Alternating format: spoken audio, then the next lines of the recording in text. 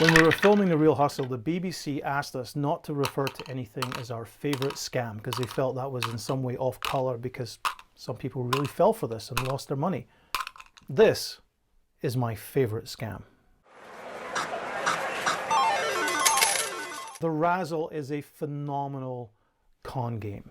You're going to see it in all sorts of different places. At the moment, I've heard it's being played in gun shows. You can see it in fairs and playgrounds, in places where tourists gather. It can be played in backroom bars. It can be played absolutely anywhere. Some people have even played it on the street. And there are many variations of this game, but all the variations work in a very similar way. You roll something. It could be dice. It could be marbles like this version here. And when you roll that something, the total is added of all the little numbers that are on it. And that total is then compared to a card that's on display. And on that card, you find the number that you just added up to. And if it has a little score underneath, you get to move that score. In other words, you get to add those points to your score. The goal is very simple. You've got to get 10 points. If you get 10 points, you can win anything that's behind me. And it's not just any old prizes. These aren't fluffy toys. These are PlayStations and huge flat screen televisions, even cars. And the reason the prizes are so big is because you just can't win. The genius of this game is that I get to do the adding.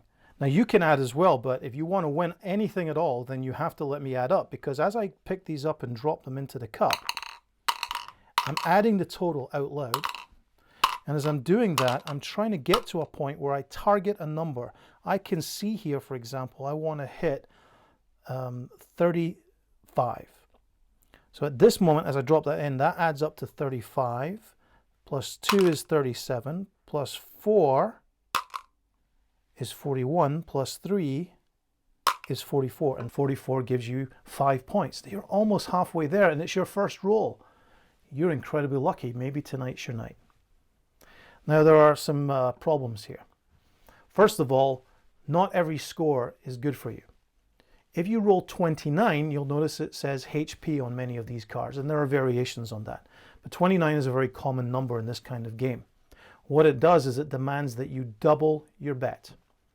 You have to double your bet because you also get another house prize. So you're not just playing for the PlayStation, you're also playing for the flat screen TV. But you've just had to double the bet. Now, if you started rolling for, say, $5 a roll, now you're at $10 a roll. And if you hit 29 again, and you will, you're at $20 a roll, and then 40, and then 80.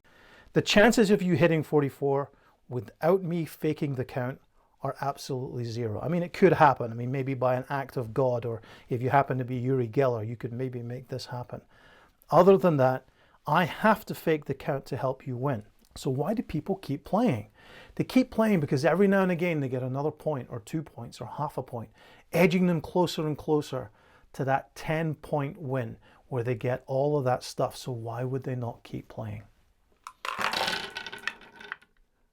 There are other things I can do as well. I can count this number, or I can count the number underneath it, but that's really not important. The secret is in the speed. Now remember, they may not be able to count as quickly as I can do this.